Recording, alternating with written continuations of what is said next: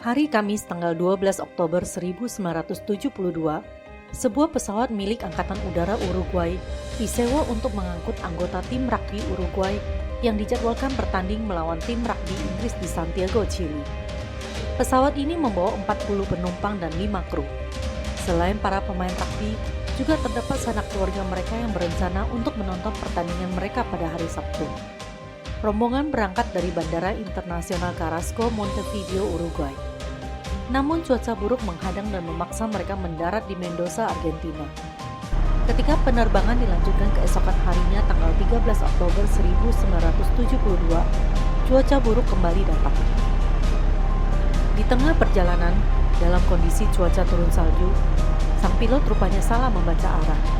Ia mengira sudah tiba di Bandara Pudahuel di Curicó, Chili, lalu bersiap untuk mendarat. Namun ketika pesawat mulai diturunkan, yang tampak di hadapannya justru sebuah gunung besar yang diselimuti es. Pesawat akhirnya menabrak gunung tersebut. 12 orang tewas seketika dalam tabrakan tersebut. Sedangkan dari 33 yang selamat, sebagian juga mengalami luka parah.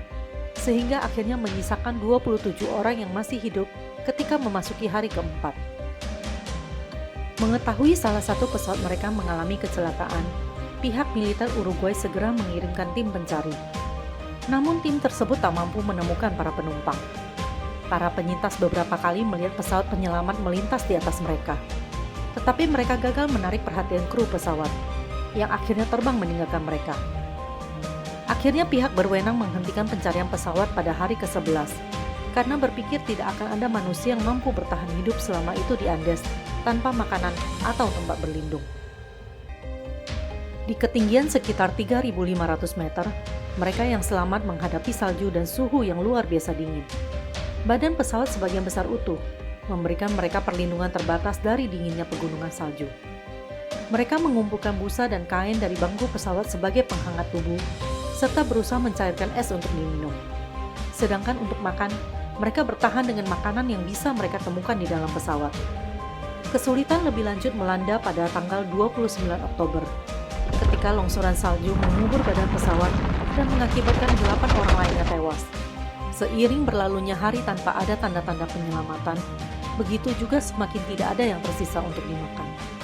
Setelah berdiskusi panjang lebar, para korban selamat yang kelaparan terpaksa setuju memakan mayat korban meninggal, demi bertahan hidup. Para korban kecelakaan itu berjanji memberi izin satu sama lain untuk mengkonsumsi tubuh mereka jika nantinya ada yang tewas di gunung itu.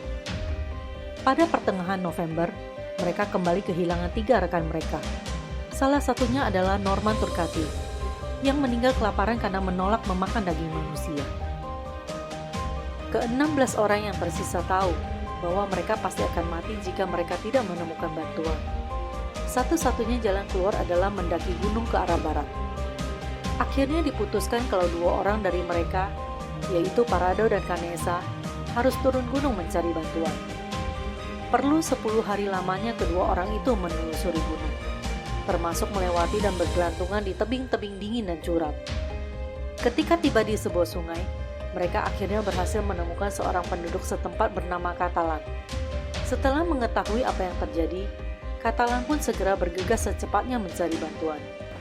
Canessa dan Parado kemudian mengarahkan tim penyelamat ke reruntuhan pesawat. Tepat tanggal 22 Desember, helikopter Angkatan Bersenjata Chili menemukan lokasi kecelakaan, dan sehari kemudian seluruh korban yang berjumlah 14 orang diselamatkan, setelah 72 hari bertahan hidup di belantara pegunungan beku Andes. Penyelamatan yang luar biasa menjadi berita utama di seluruh dunia. Meskipun kisah bertahan hidup itu disertai dengan cerita kanibalisme. Masyarakat pada awalnya menghakimi, tetapi para korban memberikan konferensi pers yang sangat jujur, yang menjelaskan keputusasaan dan perjanjian mereka satu sama lainnya. Setelah itu kemarahan publik pun mereda. Fakta menarik, pada tahun 1993, kisah ini akhirnya difilmkan dengan judul Alive. Sekian dulu video kali ini, sampai jumpa di pembahasan berikutnya ya.